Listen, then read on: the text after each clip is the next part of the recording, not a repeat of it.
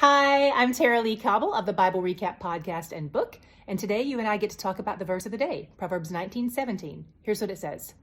Whoever is kind to the poor lends to the Lord, and he will reward them for what they have done. This verse really gives us a glimpse into God's heart. God loves generosity. God loves the poor.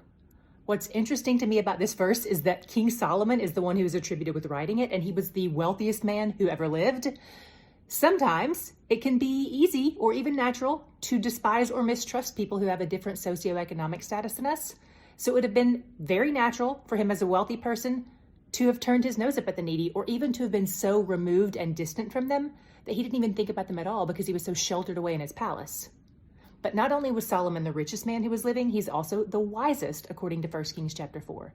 And in his wisdom, he wrote this proverb about generosity. One thing I love about this proverb is that it shows us that God identifies himself with the poor. Solomon says giving to the poor is like giving to God himself. It's lending to the Lord. And then we see that God responds to generosity with generosity of his own. He rewards those who are generous to the poor.